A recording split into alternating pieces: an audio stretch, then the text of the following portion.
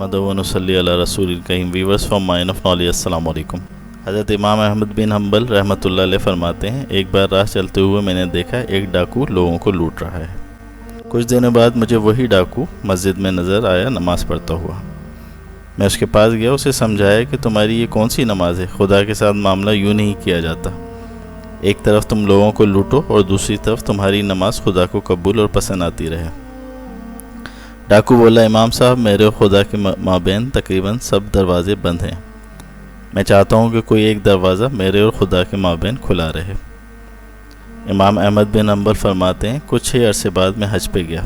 तवाफ़ के दौरान देखता हूँ एक शख्स काबे के गिलाफ से चिमट के खड़ा हुआ कहता जा रहा है, या अल्लाह मेरी तौबा मुझे माफ़ कर दे, मैं इस नाफरमानी की तरफ अब कभी नहीं पलटने वाला। मैंने देखना चाहा इस बेखुदी के आलम में आहे भर भर के रोने वाला कौन शख्स है, कौन खुशकिस्मत है। मैंने देखा तो ये वही शख्स था जिसे मैंने बगदाद में डाके डालते हुए देखा था। तब मैंने दिल में कहा, खुशकिस्मत था जिसने खुदा की तरफ जाने वाले सब दरवाज़े बंद नहीं कर डाले। खुदा मेहरबान है जिसने वो सभी दरवाज़े आखिर खोल डाले। तो कैसे भी बुरे हाल हों, कितने ही गुनाहगार हों, खुदा के साथ अपने सब दरवाज़े बंद मत कर लेना। जितने दरवाज़े खुले रख सकते हो उन्हें खुले रखने के लिए शैतान के मुकाबले पर मुसलसल ज़ोर मारते रहना और कभी हार मत मारना।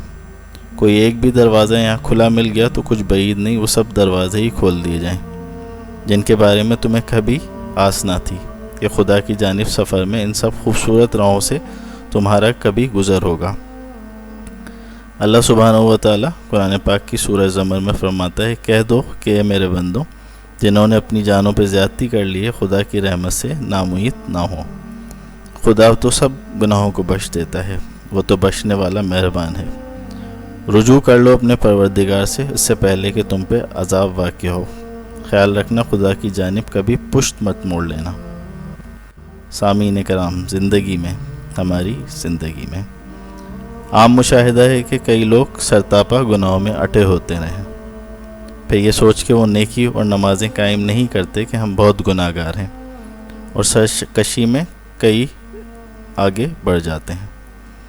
ये सोच शैतानी है, क्योंकि जो इस डाकू की तरह रब की तरफ जाने वाले तमाम रास्ते बंद नहीं करता, वो जल्द रब की तरफ जाने वाले तमाम रास्तों को खुला पाएगा।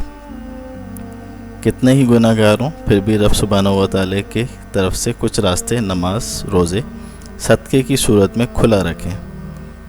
तौबा का दरवाज़ा हर वक्त खुला है। मुस्लिम शरीफ की हदीस है, हज़रत सैयदना अबू हुरैरा रज़ियल्लाहु तआला अन्हु से मरवी है, नबी करीम सल्लल्लाहु अलैहि वसल्लम ने इरशाद फरमाया, जो शख्स मगरिब से सूरज के तुलू होने से पहले तौबा कर लेगा, अल्लाह सुब्हानहू व तआला उस शख्स की तौबा कबूल फरमा लेगा।